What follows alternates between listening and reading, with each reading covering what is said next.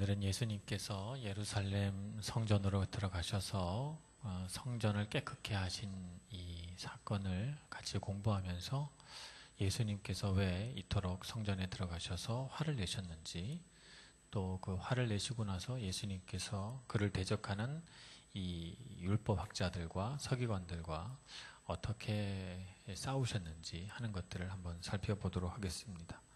먼저 당시의 상황을 알 필요가 있습니다. 지금은 성전에서 그런 매매 행위가 쉽지 않은데, 당시에는 예수님께서 이렇게 화낼 만한 환경이 있었어요.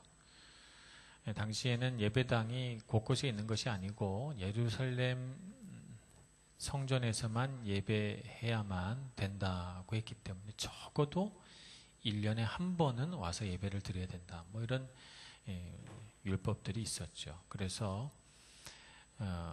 예루살렘 성전에 와서 예배를 드리게 되는데, 당시 예배는 이제 제사죠.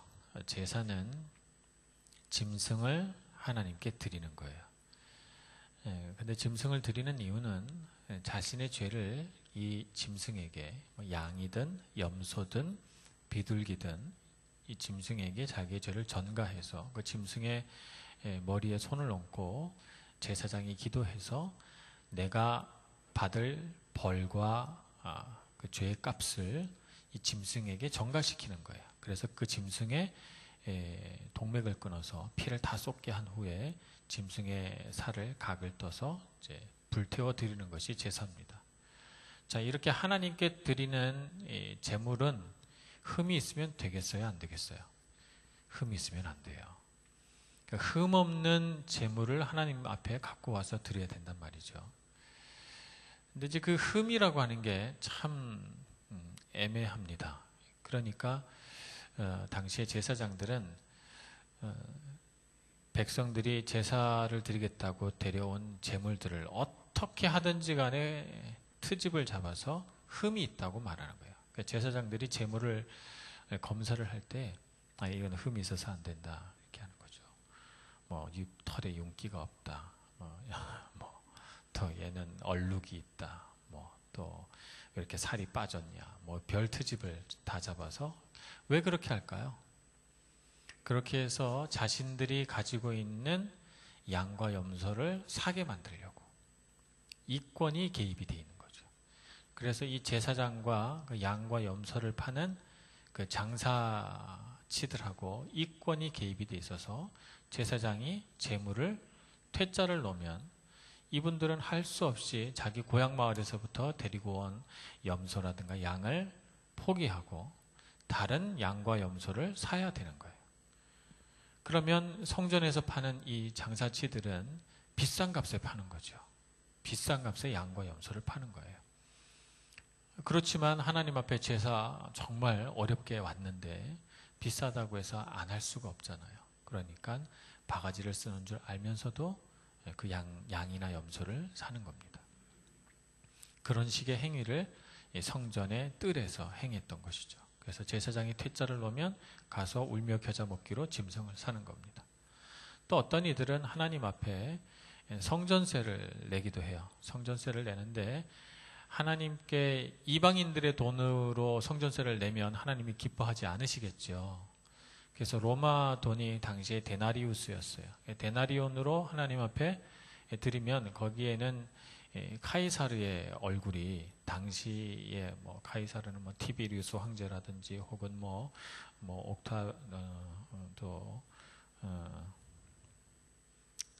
티비리우스 다음에 황제가 기억이 안 나네요. 하여튼 이럴 때 참 창피하죠. 가물가물한데 생각이 안 나네. 하여튼 황제 얼굴이 새겨져 있는 주화란 말이에요. 그걸로 하나님께 드리면 하나님이 기뻐하지 않으실 게 뻔하니까, 그래서 성전 화폐로 바꾸는 거예요.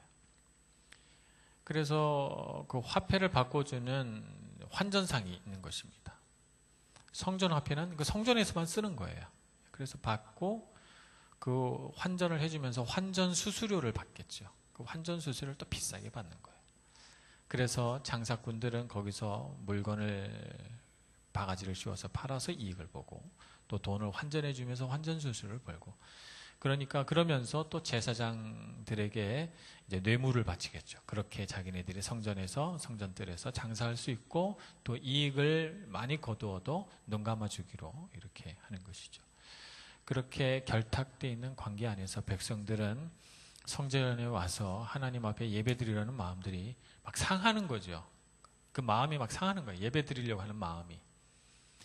그런 과정 가운데 예수님이 예루살렘에 들어가시게 된 거예요. 보니까 하나님의 성전이 백성들의 어떤 욕심과 이권 문제, 이해관계 이런 것으로 너무나도 더럽혀져 있는 것입니다. 그래서 예수님께서 화가 나셨어요. 그래서 제자들을 데리고 성전에 들어갔다 너무 화가 나셔서 참을 길이 없어서 거기서 노끈을 엮어서 채찍을 만든 다음에 그것으로 상을 후려치고 뒤집어 엎고 바구니를 엎고 그러면서 상인들을 내쫓습니다. 근데 워낙에 예수님의 이름이 널리 알려져 있고 또 예수님이 존경받는 선지자라고 생각이 드니까 이 장사꾼들이 어찌할 바를 모르는 거예요. 그리고 정말 그 예수님이 하시는 그 행위가 의로운 행위였기 때문에 상인들도 꼼짝을 못하고 거기서 다 쫓겨납니다. 근데 정말 화가 난 것은요, 제사장들과 대제사장과 서기관들이 화가 났어요. 서기관들은 당시에 귀족들이 서기관이었거든요. 성경을 필사하는 일은 아무나 하지를 못했어요. 학식 있는 귀족집 가문들만 할 수 있었기 때문에 서기관 가문이 따로 있었어요. 이 서기관과 제사장을 쭉 대대로 이어져 내는 제사장 가문들의 그 제사장들 그리고 그들의 대제사장이 예수님에 대해서 대단히 화가 난 거죠. 자신들의 이권을 건드렸으니까. 그러니까 화가 나도 어떻게 하면 예수님이 이런 일을 못하게 만들까, 이 정도 화가 난 게 아니고요. 여기 보니까 어느 정도로 화가 났냐면 어떻게 죽일까, 예수를 어떻게 하면 죽일 수 있을까를 모여서 의논을 합니다. 참 하나님을 두려워하지 않는 사람들이다라고 표현할 방법이, 다른 방법이 없는 그런 참담한 광경들이 예수님이 계시던 그 시대에 벌어진 것입니다. 자, 그래서 우리는 성경에서 정말 몇 군데 안 나타나는 예수님이 분노하시는 장면을 보게 돼요. 자, 예수님의 분노와 이 대제사장들과 서기관들의 분노, 어떻게 다른가요? 여러분, 이 분노지만 똑같은 분노가 아니라는 걸 금방 알 수 있겠죠? 예수님이 분노하신 이유는 자기 때문에 나에게 뭔가를 잘못해서 분노하신 거예요? 예수님에게 누가 해코지를 했나요? 예수님의 물건을 빼앗았나요? 예수님에게 어떤 불이익이 행해졌나요? 그렇지 않아요. 예수님이 분노하신 이유는 하나님이 영광받지 못하시기 때문에, 하나님의 이름이 거룩해지지 못하게 된 것 때문에 화가 나셨어요. 이런 것을 의로운 분노 혹은 거룩한 분노다, 우리가 이렇게 표현을 합니다. 이런 분노는 성경에 보면 여러 군데서 우리가 발견할 수가 있습니다. 구약에서 예를 들자면 사무엘 같은 경우에 미스바에 모여서 열심히 하나님 앞에 기도하려고 온 백성이 모였는데 블레셋 군이 쳐들어옵니다. 그럴 때 사무엘이 의로운 분노가 일어납니다. 하나님, 주님을 향해 예배하고자 하는 이 백성들을 치려는 저 불신앙의 무리들을 보소서. 화가 납니다. 그래서 하나님께 강력하게 기도해요. 그래서 하나님이 블레셋 사람들의 눈을 멀게 해버리죠. 그래서 이스라엘 백성들이 그를 쫓아가서 그들을 다 죽이게 됩니다. 또 기드온 같은 경우에도 하나님께서 그의 마음 가운데 그런 의로운 분노를 심어주시고, 다윗 같은 경우에도 골리앗이 하나님의 이름을 모욕하고 하나님을 믿는 이스라엘 백성들을 경멸하면서 조롱하니까 그 분노를 참지 못하고 다윗이 소년의 몸으로 골리앗을 상대하겠다고 뛰어들어갑니다. 그리고 정말 분노가 가득 담긴 이 돌멩이를 물맷돌로 돌려서 골리앗을 쓰러뜨리죠. 이런 의로운 분노를 보게 됩니다. 자기 자신에게는 어떤 무슨 해가 되는 일들이 없어요. 그러나 하나님의 이름이 더럽혀지고 하나님이 영광받지 못하시는 상황을 보니까 화가 나는 거예요. 여러분 주로 어떨 때 화가 납니까? 화가 여러분 날 때 어떨 때 화가 나세요? 하나님이 막 욕먹고 하나님이 조롱당하고 그러면 화가 안 나죠. 어떨 때 화가 나요? 누가 내 아이스크림 뺏어 먹으면 화가 나지. 같이 밥 먹었는데 화장실 가서 안 나오면 화가 나죠. 밥 먹고 화장실 가서 사라져가지고 안 나와. 내가 계산할 때까지. 막 이런 경우. 이럴 때 화가 나죠. 그죠? 나에게 해가 오고 누가 나에게 좋지 못한 말을 하고 내 인격을 무시하고 나에게 어떤 위해가 가해질 때 그럴 때 우리는 화가 납니다. 그런데 하나님의 이름이 욕되게 되고 정말 하나님이 영광을 받지 못하게 되는 상황을 보면 우리는 그닥 화가 나진 않아요. 그냥 우리는 참습니다. 하나님이 다 알아서 심판하실 거야. 그리고는 우리의 감정은 아무렇지도 않습니다. 의로운 분노란 하나님이 하나님 되지 못할 때 일어나는 거룩한 분노를 말하는 것입니다. 우리가 정말 그럴 때 분노할 수 있어야 됩니다. 오늘 대제사장들과 서기관들은 왜 화가 났습니까? 자신의 이권이 상해를 입었으니까. 그들이 유익을 구할 수 있는 그 뭐라고 그럴까요? 어떤 이익의 어떤 부분들이 훼손됐으니까. 그러니까 화가 나는 거예요. 그래서 그들의 화를 낸 것이 어때요? 죄죠. 그래서 그 죄된 모습이 어떤 모습으로 드러나는가 하면 어떻게 하면 예수를 죽일까라고 하는 모의로 드러납니다. 우리는 분노를 구분할 수 있어야 됩니다. 분노를 구분하지 못하고 우리 안에 있는 죄로 반응을 하게 되면 그 분노는 죄가 돼요. 그래서 우리가 때로는 의롭고 싶은 마음으로 화를 냈어도 우리의 죄된 마음이 거기에 섞이게 되면 반드시 죄된 행위가 뒤따르게 됩니다. 우리가 좋지 못한 말을 한다거나 혹은 좋지 못한 행동을 하게 돼요. 그렇게 돼서 우리의 분노가 죄가 되는 것입니다. 분노가 다 나쁜 것은 아닙니다. 거룩한 분노가 있고 우리가 의롭게 되고 싶다는 우리의 감정이 분노예요. 그래서 분노는 사실은 하나님이 창조하신 감정이고 하나님이 우리에게 주신 그런 거룩한 감정입니다. 그런데 우리가 그것을 나를 위해 사용하고 죄로 반응하게 되면 그러면 그 분노는 죄가 되는 것이죠. 우리는 그런 우리의 분노를 많이 경험했죠. 그 분노를 나를 위해서만 많이 사용했기 때문에 어느덧 우리 사람은 본래 하나님께서 영적으로 창조하셨기 때문에 우리가 자꾸 죄를 짓게 되면 거기에 따른 죄책감이 와요. 그러니까 우리가 그런 분노를 자꾸 사용하면 우리 안에 죄책감이 옵니다. 내가 화를 내고 나서 내가 화를 내지 말아야 되는데 화를 냈구나 이렇게 생각을 해요. 그래서 화를 내고 나서 뭔지 모르지만 내가 잘못했다는 생각을 갖게 돼요. 그런 죄책감이 자꾸 쌓이면 화내지 말아야지라고 하는 결심으로 변하게 되고 그 결심은 자기의 분노를 억압합니다. 분노를 누르는 거죠. 분노를 누르면 어떻게 돼요? 언젠가는 그게 쌓이고 쌓여서 폭발하죠. 제가 늘 비유하는 것처럼 물속에다가 여러분 탱탱볼 알죠? 배구공이나 탱탱볼 바닷가에서 쓰는 거 물속에다 꾹 넣고 있다가 놔보세요. 그럼 퐁 하고 튀어오르죠. 분노가 그런 것입니다. 터지는 것이죠. 그래서 분노가 이렇게 꾹 억압이 됐다가 한번 터지면 엄청난 폭발력을 가지고 사람들의 마음에 영혼에 상처를 입히게 돼요. 그런 것들을 우리가 참 많이 경험합니다. 특별히 우리 밀라노 한인교회는 음악 하시는 분들이 많아요. 음악 하시는 분들은 정말 이 노래의 감정을 실어야 돼요. 그래서 굉장히 정서적으로 감정이 풍부하고 여러 가지 감정을 많이 느낄 수 있는 그런 분들이고 또 그런 환경 속에 있어요. 그럴 때 여러분들 마음속에 여러 가지 감정, 특히 분노의 감정을 잘 다룰 수 있어야 된다고 봅니다. 분노의 감정은 누르는 게 해결책이 아니에요. 참는 게 해결책이 아닙니다. 올바른 분노를 배우는 것이 해결책입니다. 내가 바르게 분노할 수 있도록 여러분들의 삶을 가꾸어 나가야 합니다. 그러려면 우리가 예수님이 어떨 때 분노하셨는가를 알아야 하고 나 자신을 위한 분노에는 우리가 그 분노의 원인을 따져서 내가 죄로 반응하지 않도록 우리 자신을 다스려 가야 하는 것입니다. 예수님께서 이렇게 분노하셨을 때 예수님이 하신 말씀이 있어요.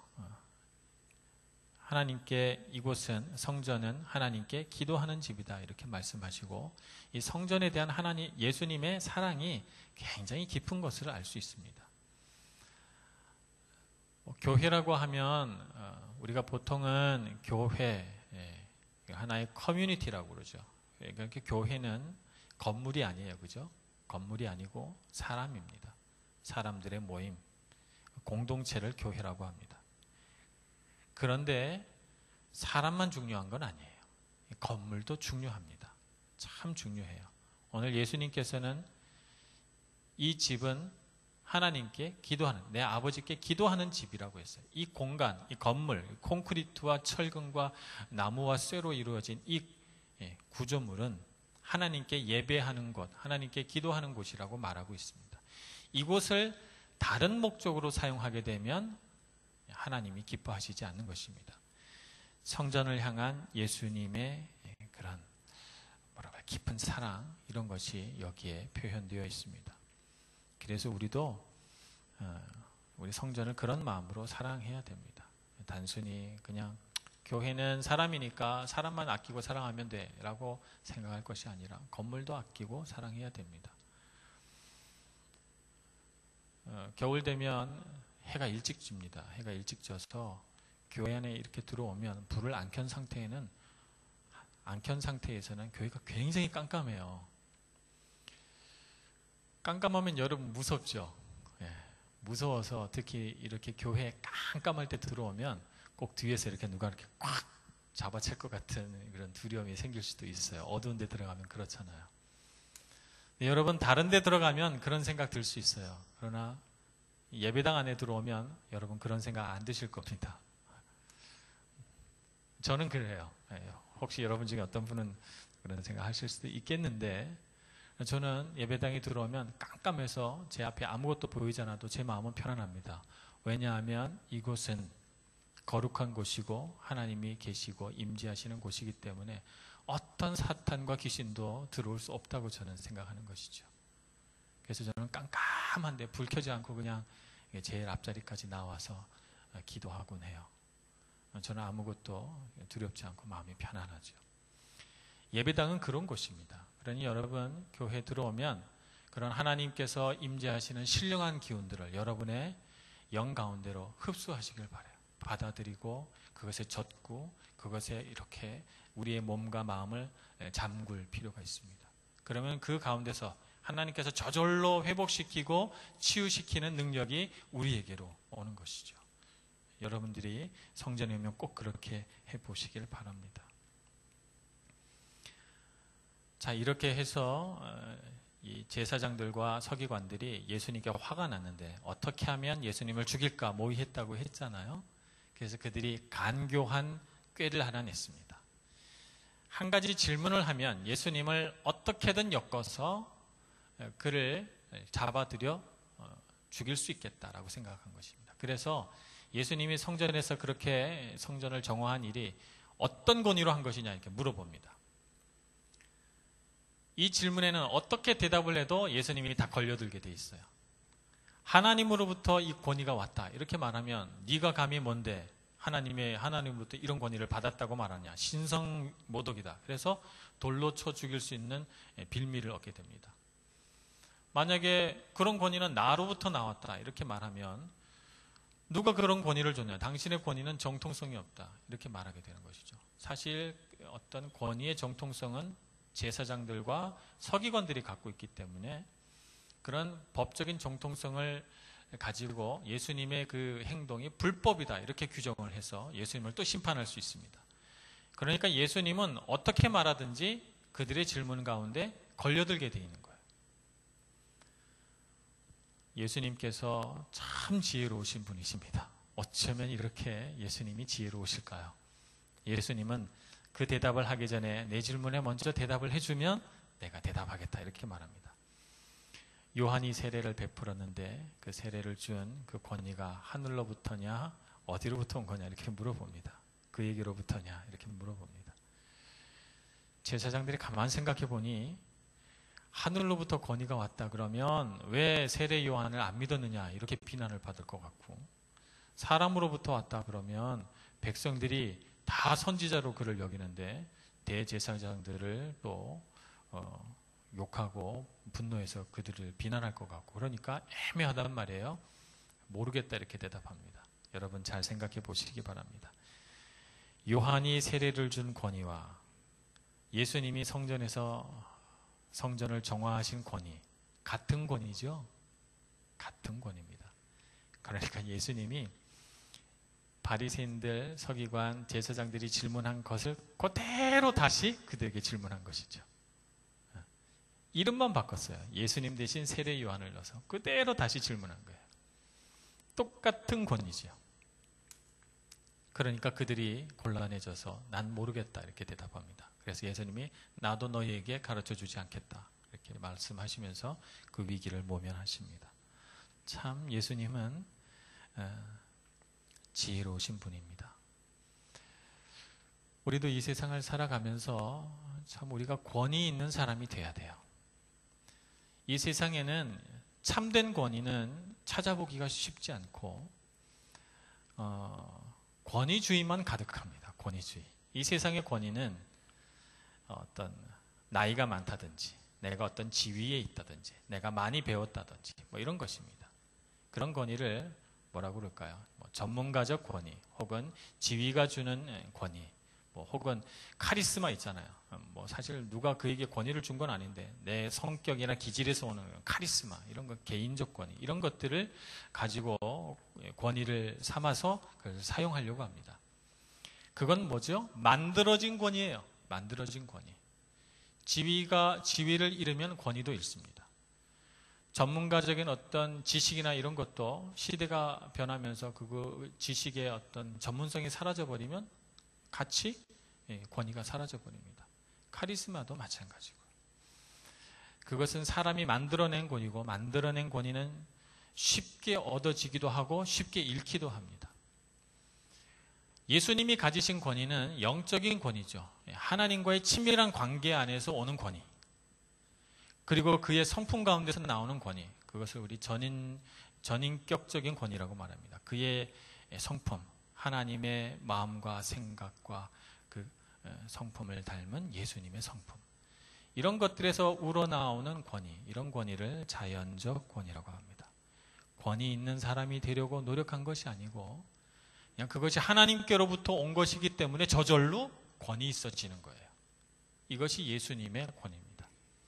많은 사람들이 그런 권위를 얻으려면 많은 에너지가 들어가야 되고 많은 자기의 어떤 성찰이 필요하고 하나님 앞에 정말 오랫동안 나와 자기 자신을 갈고 닦아 영을 훈련시키는 과정이 필요하기 때문에 자연적 권위는 좋아하지 않아요.